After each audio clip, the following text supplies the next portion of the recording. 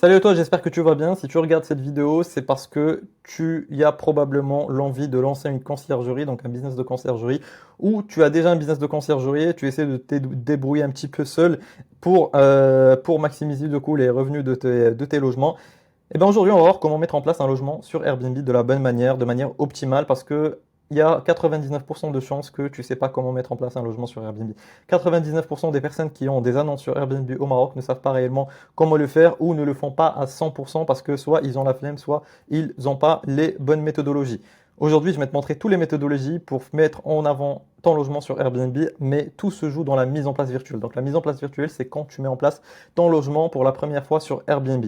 Alors, dans cette vidéo, quand tu vas la finir, tu vas savoir comment mettre en place un logement sur Airbnb de la manière la plus facile possible et surtout de la manière qui va te rapporter le plus de réservations et qui va faire en sorte que Airbnb va te respecter, va toujours te mettre en avant. Et c'est en respectant Airbnb qu'ils vont te respecter, tu vas savoir pourquoi juste après. Alors déjà, pourquoi je te dis ça, qui je suis? Moi, je suis Reda, j'ai une conciergerie sur Marrakech et Casablanca de plus de 70 logements.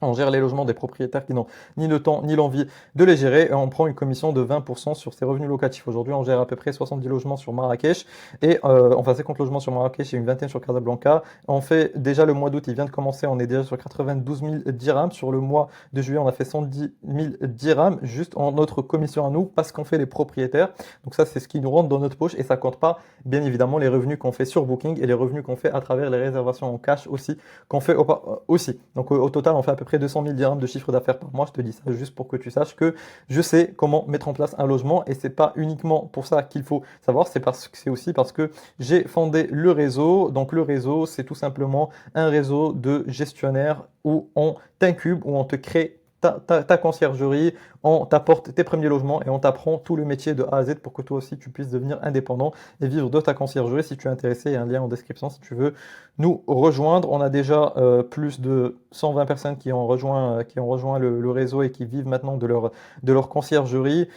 On a accompagné beaucoup de personnes à travers les plus grandes villes du Maroc, donc c'est pour ça qu'on en a vu des vertes et des pas mûres, et on sait aujourd'hui comment optimiser au maximum la mise en place d'un logement sur Airbnb. On va la voir aujourd'hui ensemble. Alors, tout simplement, ce qu'on va faire, c'est on va aller sur Airbnb et on va mettre en place un logement. Alors pourquoi j'ai décidé de faire cette vidéo? C'est simplement parce que récemment, je fais beaucoup d'audits physiques avec les membres du réseau. Une fois que les membres du réseau quand ils nous rejoignent, ils atteignent les 5 logements. Je fais un audit physique avec eux où on se regroupe dans mes bureaux à Marrakech en individuel et on décortique toute ta conciergerie, tout ton business de A à Z. Et en fait, j'ai remarqué qu'il y a pas mal de personnes qui pensent être experts dans Airbnb et mettre vraiment tout en place, mais ils oublient beaucoup de choses, soit par flemme, soit parce qu'ils pensent que c'est des détails, soit parce que tout simplement ils n'ont pas capté cette connaissance-là. Et aujourd'hui, je te fais cette vidéo pour que tu puisses savoir à 100% qu'est-ce qu'il faut faire à quel moment. Surtout récemment, j'ai fait un audit physique avec Laurent et Fatema qui ont une vingtaine de logements qui nous ont rejoints, qui ont réussi à avoir 20 logements en 4 mois et qui ont juste tout arraché en l'espace de 4 mois. Mais par contre, même on est au 20 logements, ils pensaient qu'ils étaient bien, qu'ils avaient un bon chiffre d'affaires, ils faisaient 2000, 3000 dirhams par mois par logement, donc ils avaient un bon chiffre d'affaires, mais ils ne savaient pas qu'ils pouvaient optimiser ce chiffre d'affaires de 20 à 30 à 40% avec les optimisations que je leur ai données. Et aujourd'hui, je vais te les donner aussi. Bref, allons-y au vif du sujet. Donc si tu es sur ton compte Airbnb, il faut aller en haute. Par la suite, il faut aller sur annonce du coup, naturellement. Alors je vais mettre en place un faux logement du coup, c'est juste pour te montrer dans la vidéo. Aujourd'hui, on a des metteurs en place chez Oslux, donc c'est pas moi qui mets en place les logements pour être honnête, mais c'est moi qui ai appris à mes metteurs en place comment faire et je m'en rappelle comme si c'était hier. Alors la première chose, donc là, en fait c'est facile. Quand tu mets en place un logement sur Airbnb, la première partie elle est ultra facile. Tout le monde peut la faire, genre Airbnb, ils se comportent avec toi comme si tu avais 5 ans, donc ils te disent voilà, fais ça, fais ça, fais ça, fais ça. Et tu vas voir que c'est là où les gens, c'est la deuxième partie où les gens se trompent, donc reste bien jusqu'à la fin de la vidéo parce que le plus on avance dans la vidéo, le plus les gens ne font pas ce qui doit être fait. Donc configurer votre annonce, la première chose c'est configurer l'adresse. L'adresse, il y a un truc qui est spécial au Maroc, c'est que on n'a pas comme en France toutes nos adresses qui sont numérotées. Par exemple, Atlas Golf Marrakech, on prend ce point-là, on va copier le titre ici et on va le mettre directement parce que en fait, il n'y a pas vraiment les noms de rue, donc tu ne pourras pas mettre exactement le nom de la rue et de l'appartement de ton adresse. Après, de toute façon, nous, on veut juste montrer à Airbnb que notre logement se situe à peu près dans cet endroit-là. On n'a pas envie, c'est pas les voyageurs, ils vont pas voir cette adresse-là, ne t'inquiète pas. Donc là, on revient ici, on met exactement la même adresse qu'on a collée et pas besoin de remplir le reste. Ce qui est juste important, c'est que ton code postal que tu mets ici, ça doit être le même que tu vas mettre sur Booking. Si tu souhaites mettre ton logement sur Booking, chose que je conseille vivement. Ok? Oui, l'adresse est correcte. De toute façon, encore une fois, on s'en fout. On veut juste que Airbnb sache à peu près où est situé notre logement, mais c'est pas l'adresse exacte que va voir le voyageur et ça, on va le voir après. Donc là, on va te poser tout simplement des questions. C'est assez simple. Donc c'est un appartement. Ok, ça, je vais l'enlever. Je vais le mettre ici. Ok. Donc c'est un appartement. Ok. C'est un logement entier. Le repère est-il au bon endroit? Encore une fois, oui. On a juste envie de dire à Airbnb où on se situe de manière approximative. Ah oui, là c'est important, en retour. C'est là où il faut. Alors là, il l'a enlevé. Mais de toute façon, on va le revoir après, c'est pas grave. Même s'il l'a enlevé. Ah oui, c'est là. Donc là, afficher l'emplacement précis. Est-ce qu'on veut que le voyageur regarde exactement l'emplacement de notre logement? La réponse, ça doit être non. Il faut pas le faire parce que de toute façon, l'adresse, on va lui envoyer l'adresse par message au voyageur quand il va réservé, on va lui envoyer un message. Mais par contre, on a envie qu'il sache que notre logement est à Guélise. On a envie de savoir on a envie qu'il sache que notre logement est au centre-ville. Donc, en donnant à Airbnb juste à peu près où le logement se situe, on va lui donner l'info que notre logement se situe dans un quartier touristique, mais on va pas lui donner exactement le numéro de la rue. Et c'est avantageux parce qu'on n'a pas envie que le voyageur sache exactement quel est le nom de la rue jusqu'au moment où il réserve. Donc on gagne dans tous les cas, il faut juste désactiver ça. Donc là, nombre de voyageurs 4, c'est un logement, une chambre, un logement, c'est 2 lits. Alors c'est 3 lits, il y a un lit double et 2 lits simples. Et il y a 2 chambres, et du coup on peut prendre, nous, dans ce logement, 1, 2, 3, 4, en effet, 4 voyageurs. Ok, alors il y a juste 2 salles de bain. Bon, c'est un faux logement, donc t'es pas obligé, je suis pas obligé de vraiment respecter la chose à la lettre. De toute façon, tout ça, je pense que normalement tu pourras savoir le faire. Le plus important, ça va être ce qui va venir après. Donc là, les équipements de base, Airbnb ils vont te demander quels sont les équipements de base que tu veux mettre pour ton logement. Alors là, c'est important de mettre tout simplement euh, le maximum d'équipements que tu peux. Donc encore une fois, ça c'est la phase 1. C'est facile. Tu vas me dire oui, j'ai une cuisine, j'ai un chauffage, j'ai de l'eau chaude, j'ai de la Wi-Fi. C'est cool, j'ai des cintres, j'ai un fer à passer. Ok, ça c'est cool. Mais ce qui va se passer après, c'est le plus important. Et ça, encore une fois, je l'ai vu avec des tonnes et des tonnes de personnes. Donc là, on va drop les photos. Encore une fois, ultra complète. Là, ce que je vais te montrer, malheureusement, c'est que le type de l'iceberg. Il y a toujours beaucoup, beaucoup de choses aussi dedans, mais je peux pas tout te montrer dans une vidéo. Mais aujourd'hui, nos concierges, enfin, les personnes qui sont dans le réseau, on est très, très, très. On met beaucoup, beaucoup de rigueur et d'importance sur comment on aménage et comment on met en place nos logements sur Airbnb. C'est pour ça que on a, alhamdoulilah, un bon taux de réussite dans le réseau. Donc là, quel est le titre à donner à votre annonce? Alors là, aujourd'hui, il faut savoir que nous, on a un process, pour être honnête, qui est ici. Alors, ce process, il est assez complet, c'est une checklist qu'on suit. Moi, je vais pas te le montrer, je vais te montrer directement comment le faire. C'est parce que ça va être plus facile que je le fasse devant toi. Mais il faut savoir qu'aujourd'hui, si, si ton logement se loue pas bien, si ton logement a des problèmes, il faut pas se dire non, c'est le marché qui est saturé, non, ça marche pas, non, il y a un bug. Il y a toujours une raison. Il y a toujours une raison.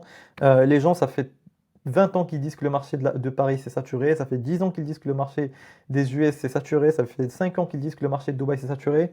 Pourquoi les top players, ils sont toujours là? Parce qu'ils ont compris des choses que les autres n'ont pas compris. Et aujourd'hui, je vais t'expliquer, je vais te donner des données que les autres n'ont pas. Ok, donc déjà, au niveau du nom, il faut vraiment respecter la chose suivante. C'est qu'il faut mettre un nom qui est un petit peu cool, tu vois, qui est un petit peu beau, qui donne en fait du prestige au logement et qui est suivi de 2 caractéristiques. Alors, tout ce qui est appartement, faut pas mettre maison, appartement, appartement 2 chambres, appartement 3 chambres, parce que ça sert à rien. Airbnb ils le disent déjà aux gens. Ça sert à rien de le mettre toi aussi. Ça sert à rien de dire élégant dans ton nom, parce que élégant, tu peux pas juger ton logement comme étant élégant parce que l'élégance est subjectif. Donc tout ce qui est élégant, magnifique, appartement, ce genre de choses, tu peux l'oublier. Tu peux faire quelque chose du genre havre de paix, oasis, escapade, ce genre de choses. Euh, mais le plus important, c'est de mettre 2 caractéristiques. Par exemple, nous, dans notre logement, il y a piscine et spa. Voilà. C'est important. Tu peux mettre Netflix, ça peut être une caractéristique. Wi-Fi, ça peut être une caractéristique. Parking, ça peut être une caractéristique. Paisible, ça peut être une caractéristique. Calme, ça peut être familial si tu veux cibler les familles. Bref. Ici, moi, j'aime bien mettre central quand c'est central. Et j'aime bien mettre, j'aime pas trop mettre élégant encore une fois parce que c'est très subjectif. Si c'est un logement où je vise les familles, je vais mettre adapté aux familles. Mais par contre, si ton logement vise les familles, il doit être typé de manière à viser les familles. Donc il doit avoir un gros salon, il doit avoir deux chambres, il doit être, tu vois, si tu fais un logement, par exemple comme le décor que j'ai derrière moi, tu sais que c'est pas les familles qui vont le réserver. Ça va être plus des gens qui ont un goût plutôt moderne, donc c'est plus les jeunes, c'est de la déco moderne. Euh, Paisible, paisible, unique aussi, c'est bien, unique, spacieux, paisible, donc ça c'est pas le plus important. Alors la description, nous on a un process dans la description qui est le suivant. C'est que on n'essaie pas de mettre des descriptions où il y a beaucoup de texte, mais on essaie de mettre des descriptions où il y a beaucoup de caractéristiques. Notre but, c'est que la personne puisse passer ses yeux rapidement comme ça et puisse lire toutes les caractéristiques sans devoir faire. On ne veut pas lui donner un récit. Alors c'est pour ça qu'on commence avec un petit texte un petit peu qui donne envie pour attirer les gens, mais pour hooker, on va dire, les gens. Mais après, caractéristiques, caractéristiques, caractéristiques. On s'en fout. Il n'y a que des caractéristiques. Ok, voici les infos qu'on a dans notre logement, voici les services qu'on a, voici la localisation idéale. Donc, moi, je te conseille de copier cette description et de changer les services, de changer le logement. De toute façon, si tu as une conciergerie, c'est que tu as toujours des services. Euh, Tu as aussi toujours ces caractéristiques-là. Voilà, je te conseille de faire ça. Hop. Donc là, ils vont pas me laisser, c'est logique, parce que ça, c'est juste la mise en place, on va dire débutante. Donc la mise en place vite débutante, ils te laissent pas faire tout ça. Je vais enlever. Mais encore une fois, c'est pour ça que je te dis, il faut vraiment attendre après la, la deuxième partie de la vidéo, c'est là où ça va devenir intéressant. Donc là, ils vont me demander d'enlever ça, ok.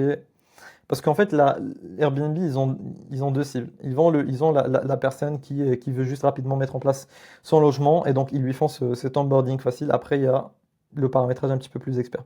Donc fixez vos prix, ok, on garde ça. Encore une fois, les prix, c'est pas le sujet de la vidéo. Promotion, moi je te conseille de mettre la promotion sur les nouvelles annonces. Je te conseille de faire tout ce que Airbnb te dit de faire, tout simplement. Parce que tous les gros mastodontes, Meta, Facebook, Airbnb, Booking, le plus tu suis ce qu'ils te disent, le plus ils vont te mettre en avant parce que tout simplement, c'est eux qui décident, c'est eux qui ont le marché, c'est eux qui, s'ils veulent pas te mettre en avant, ils vont faire. Tu vas pas aller poser plainte contre eux parce que c'est leur code, tu vas jamais savoir s'ils te mettent pas en avant ou pas. Donc s'ils te disent que fais ça parce que ça va te mettre en avant, fais-le. Donc moi je vais faire que la première par contre et les deux ici. Pourquoi? Parce que ça, je le fais directement avec mon logiciel d'ajustement de prix qui synchronise mes calendriers entre Airbnb et Booking et qui ajuste mes prix de manière automatisée. Il s'appelle Node and tout ce dont tu as besoin, que ce soit au niveau de légal, au niveau gestion, au niveau optimisation, au niveau automatisation, tout. Informations indiquées liées à la sécurité, donc ça, on n'en a pas de caméra. Et voilà, donc c'est good.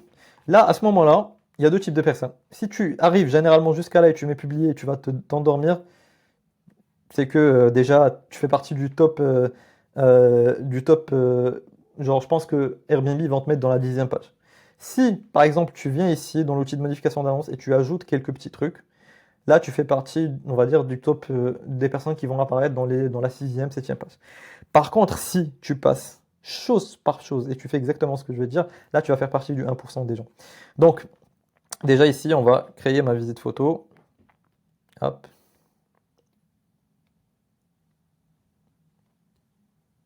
Voilà, donc là, découvrir, ça c'est good. Havre de paix, piscine et spa, type de logement, couchage, tarification, ok c'est bien, réduction, disponibilité, ok, ok. Donc là, je vais te montrer étape par étape ce qu'il faut faire. Il faut littéralement, pour te dire, passer par bloc, et changer tout. Donc le premier bloc, c'est la visite photo. Déjà, les premières règles, c'est les 5 premières photos doivent être des photos différentes. Tu ne mets jamais la même photo deux fois. La deuxième règle, c'est que la première photo doit être la meilleure photo de ton logement. Qu'est-ce que c'est une meilleure photo? C'est une photo avec un facteur différenciant. Donc, c'est soit la photo où tu vas voir la piscine, soit la photo où on va voir le bedroom, donc la chambre, soit la photo où on va voir la salle, soit la photo où on va voir si tu as quelque chose, un jacuzzi, bref. Si tu mets la piscine dans dans ta première photo, il faut l'enlever du titre. Nous, on a mis piscine dans notre titre, donc ça sert à rien de le mettre ici. On a envie de donner le maximum d'infos au voyageur quand il vient. Au voyageur, quand il va venir au début pour louer le logement, lui, ce qu'il va voir, c'est tout simplement une photo, un titre. Voilà, il va voir la photo et le titre. Là, je vais te montrer. Le voyageur, il va voir le titre et la photo. Si tu lui dis piscine ici alors qu'il la voit aussi, c'est que soit tu prends le voyageur pour quelqu'un qui est aveugle, je pense pas qu'il va être aveugle parce que la photo littéralement envoie 80% de piscine et surtout tu gâches de l'espace ici. Dans cet espace-là, tu aurais pu mettre quelque chose de plus. En plus, deux chambres. Pourquoi écrire deux chambres alors que c'est littéralement écrit ici? Tu gâches de l'espace. Et là, c'est là où tu vas me dire, mais c'est du détail.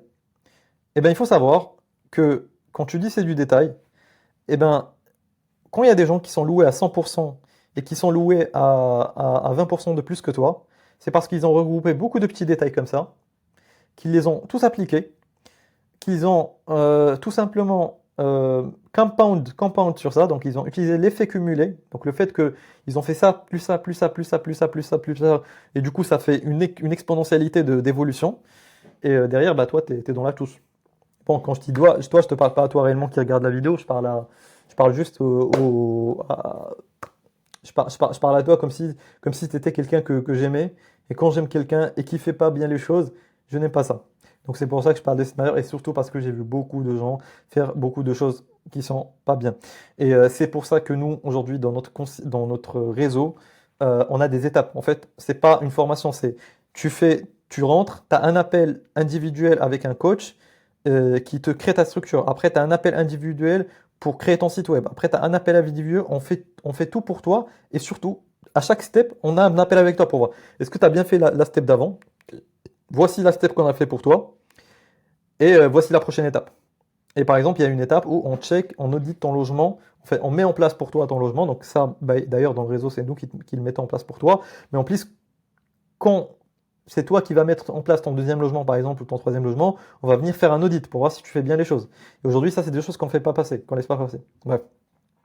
Comme ça, si tu rejoins le réseau, tu vas savoir que on va être rigoureux là-dessus et on va pas te laisser faire n'importe quoi. C'est pour ça qu'on ne prend pas n'importe qui, on veut vraiment des gens qui ont des standards d'optimisation qui sont assez bonnes. Bref, ça c'était les règles, la deuxième règle.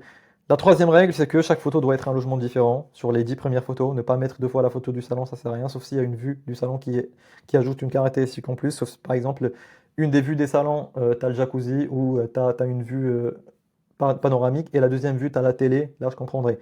Mais maximiser les meilleurs shots au début, donc le meilleur shot de la chambre, le meilleur shot de la piscine, ainsi de suite.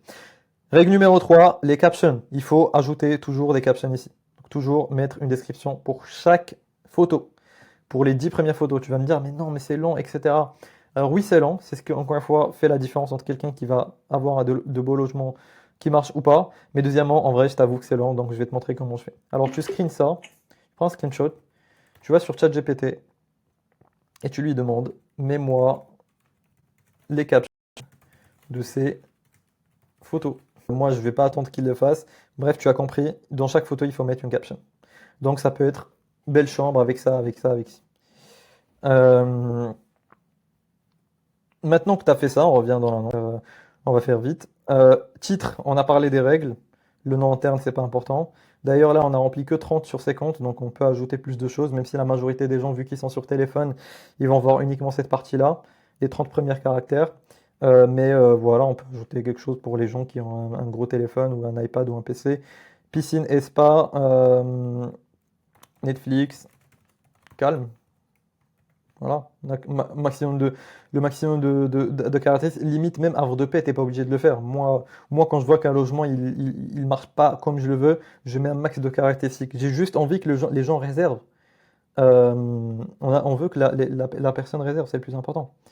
Donc, type de logement, année de construction. Donc là, on met l'année de construction, la taille du logement, euh, combien y a-t-il d'étages. Il faut tout remplir. Il faut tout remplir. Le moins de remplissage tu mets, le plus tu dis à Airbnb. En fait, pour te la faire simple, Airbnb, il n'aime pas les problèmes. Si tu ne remplis pas tout, Airbnb va catégoriser ton logement comme un logement qui a un potentiel, qui a même si c'est une infime chance de créer un problème de communication avec les voyageurs ou un problème de déception, il va pas mettre en avant ton logement. Donc si tu lui dis pas que tu es au troisième étage et que tu as un ascenseur, ben Airbnb va se dire, je sais pas dans quel étage il est, je sais pas s'il a un ascenseur, je sais pas l'année de construction, donc vu que j'ai pas ces informations, j'ai pas envie de risquer que le voyageur, quand il rentre dans le logement, il soit déçu. Donc ce que je vais faire, c'est que je vais mettre en avant des logements où je suis sûr que le voyageur va vivre une bonne expérience. Comme ça, les voyageurs continuent de repasser par Airbnb. Et comme ça, les voyageurs, ils nous appellent pas notre service client à 4 heures du matin pour nous dire, oui, allô Airbnb, j'ai eu une mauvaise expérience avec ces personnes-là, parce que ça coûte cher les centres d'appel. Et deuxièmement, ben, un voyageur qui n'est pas satisfait ne revient pas. Donc, quand tu dis à Airbnb, écoute, je te donne toutes les infos que tu veux, Airbnb te met en avant. C'est aussi simple que ça. Il faut juste se mettre à la place de Airbnb, c'est tout. Ok, enregistré. Donc là, les couchages, si on a un double couchage, si on a un canapé lit, on le met. Nous, dans notre cas, on n'a pas. Donc ici, on remplit aussi. Donc là, c'est un lit double. Hop. Là, c'est un lit double aussi. Là, c'est deux lits simples. Hop. Voilà. Les disponibilités aussi, donc là c'est pas important en vrai, nombre de voyageurs et la description, là on pourra mettre la description dont on a parlé. Là on peut mettre toute la description qu'on a dit tout à l'heure. Donc on va reprendre la première partie qu'on va mettre ici, on va enregistrer et là on va aller dans mon logement et là on va mettre le reste. Et en fait de toute façon le voyageur quand il va voir, il va pas. Et nous en fait dans notre réseau, tu as juste à copier-coller. Tout est prêt pour toi ici. Et de toute façon, on fait ta première mise en place virtuelle pour toi, donc t'as pas du tout à faire ça. En fait, moi, mon but, c'est à travers ces vidéos, c'est te montrer comment faire si tu ne peux pas rejoindre le réseau, si tu n'as pas le capital nécessaire pour nous rejoindre, parce que bien évidemment que notre réseau est payant, vu que c'est du clé en main, on fait les choses pour toi sur mesure. Si tu n'as pas cet argent-là, je te montre comment le faire. Le jour où tu commences à avoir des logements, un, 2, 3 logements, tu reviens chez nous et tu intègres le réseau et tu bénéficies de tout ce qu'on fait et de toute notre communauté, des événements physiques qu'on fait, de nos bureaux, des audits physiques, du coaching one-to-one que tu peux avoir avec des experts qui ont des 30, 40, 50 logements et de la partie location longue durée, de la partie agence de ménage. Si tu veux créer ton agence de ménage, on te montre comment faire. Si tu veux faire de l'achat-vente aussi, on te montre comment faire avec Safka. Bref, il y a beaucoup d'avantages à rejoindre le réseau, hors le fait qu'on te forme bien évidemment sur ça. Mais bien évidemment, je comprends que pas tout le monde a l'argent pour nous rejoindre. Donc, je mets ces infos-là. Va grinder, va faire ça, ramène tes premiers logements, ramène ton premier logement, ramène tes premiers revenus et rejoins-nous après. Ok, donc accès des voyageurs. Ici aussi, je t'ai mis ce qui doit être mis. Alors, c'est où? Euh, Voilà, vous bénéficiez de l'accès à l'appartement. Hop là, on met ça. Échange avec les voyageurs, on met ça. C'est un copier-coller qu'on fait à chaque fois. Autre information, donc là on n'a pas d'autres informations techniquement à envoyer. Donc là c'est juste, encore une fois, remplir le maximum de choses. Le plus on remplit, le plus Airbnb se dit, ah ouais, ok, ces gars-là ils sont forts. Équipement, là il faut tout simplement, et c'est la partie la plus importante, arrêtez de mettre moins de 30 équipements dans vos logements sur Airbnb. Tu vas sûrement me dire, mais non, je pense que le nombre de fois où j'ai fait un audit physique avec les membres du réseau et que je suis allé dans les équipements, j'ai regardé les gens dans les yeux, donc nos membres dans les yeux, je leur ai dit, est-ce que tu as mis tous les équipements? Ils m'ont dit, oui, j'ai mis tous les équipements. Je lui ai dit, est-ce que tu es sûr que tu as mis tous les équipements? Ils me disent, oui, j'ai mis tous les équipements. Parce qu'en fait, nous, on met en place virtuellement, on met en place les logements de nos membres. Les premiers logements, on leur met en place les logements. Mais il y a des membres quand ils commencent à s'envoler de leurs propres ailes et qu'ils nous oublient, ce qui est normal, hein, on comprend quand tu commences à bien marcher pour toi, et qu'ils commencent à avoir 10, 20, 30 logements, ils commencent à zapper des choses. Et après, ils reviennent vers moi, quand on fait des audits physiques, ils me disent, ben, Reda, j'arrive pas à louer. J'ai l'impression que mon Airbnb n'est pas bien optimisé. Je check leur Airbnb. Je leur dis, est-ce que tu as. Je vois qu'ils ont 30 équipements et je vois que c'est un appart qui est quand même beau, une villa, etc. Ils disent, est-ce que tu as mis tous les équipements? Ils me disent oui. Et après, je viens scroller. Je vois qu'ils mettent pas ascenseur. Je vois qu'ils mettent pas ménage durant le séjour. Je vois qu'ils mettent pas café. Je vois qu'ils mettent pas cintre. Je vois qu'ils mettent pas des petits trucs comme ça. Et genre, en additionnant truc à truc à truc, ils passent de 35 à genre 50, 54 équipements. Et aujourd'hui, si tu as un studio ou un appart et que tu as moins de 35, 40 équipements, vraiment 40 équipements, tu as quelque chose qui bloque, tu n'es pas passé par tous les équipements. Regarde le nombre d'équipements qu'il y a. Pareil sur Booking, pareil sur Booking. Donc ça, c'est très important, il faut mettre tous les équipements littéralement. Donc ascenseur, bon, on va pas passer par tous, mais je t'assure qu'il y a des équipements ici, c'est donné. Et encore une fois, Airbnb, si tu leur mets pas des choses comme ça, si tu mets pas ascenseur, tu peux te dire en fait, ouais, on est au premier étage, donc on n'a pas besoin d'ascenseur ou whatever. Si tu mets pas d'ascenseur, Airbnb vont se dire, ah, bah pourquoi je mettrais en avant un logement qui n'a pas d'ascenseur, qui peut me créer des problèmes, alors que je peux mettre en avant 35 logements, 350 logements qui ont un ascenseur. La logique. Et Airbnb travaille par algorithme, ne travaille pas par empathie. Et il peut te mettre en avant en effet au début parce que tu viens de commencer, mais deux trois réservations après, t'es mort, t'es plus dans le game. Airbnb, il t'oublie. Donc, quartier, description du quartier, ça aussi, on va venir ici dans le process et on va coller. Description du quartier, c'est une description qui passe partout, sauf si tu as un quartier qui est différent, mais généralement, ces descriptions, elles passent partout. Partage de l'emplacement, encore une fois, indiqué non. Caractéristiques de l'emplacement, vous pouvez rentrer ça, entrée privée, nous par exemple ici. Se déplacer aussi, comment expliquer aux gens comment se déplacer dans le quartier. Par exemple, le métro. Bon, du coup, on n'a pas vraiment de métro, tram, bus, InDrive, Uber, taxi. Bon, en vrai, là, j'ai raccourci un petit peu la chose.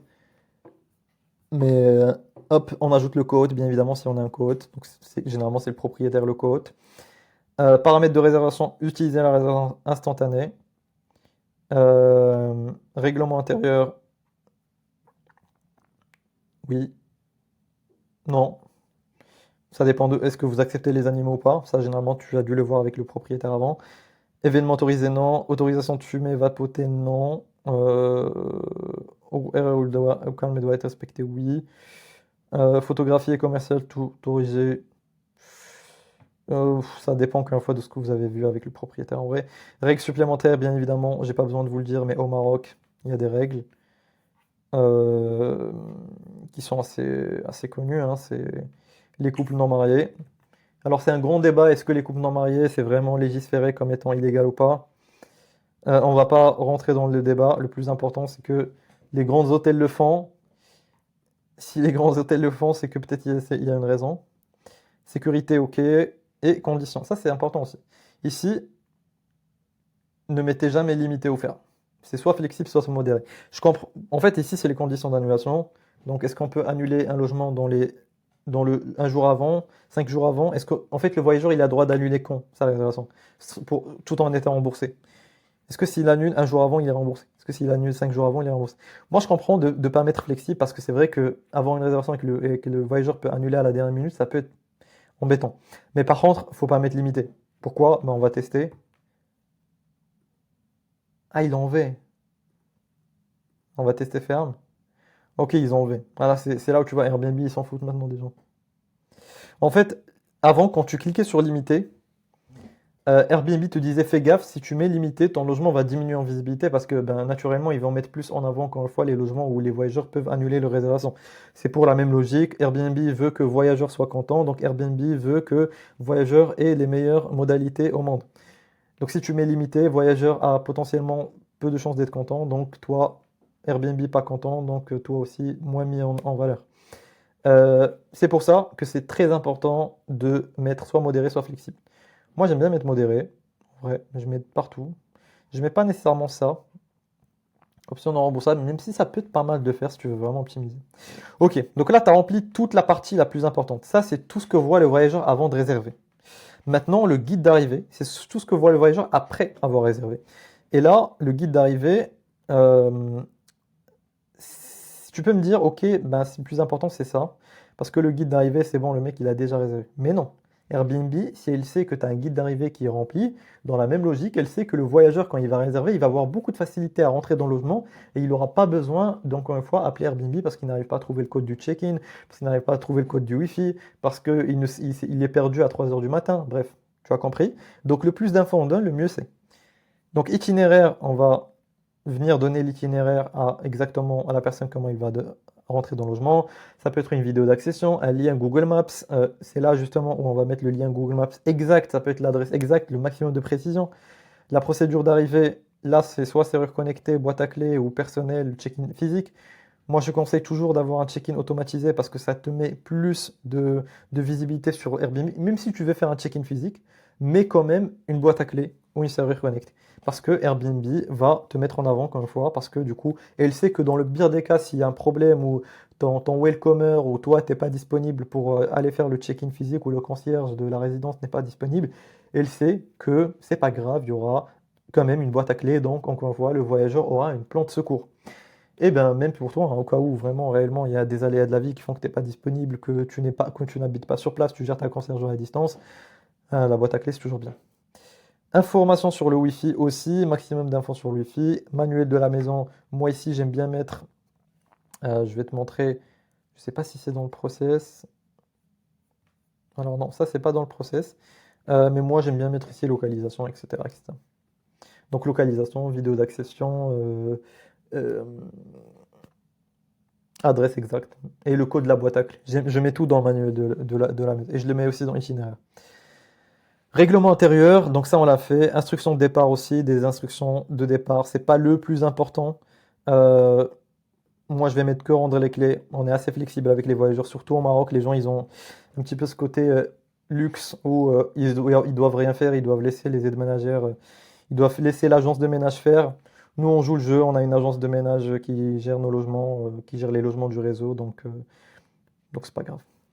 Ok, c'est tout, c'était tout. Je pense qu'on a tout. Euh, Encore une fois, très important de remplir le maximum d'informations.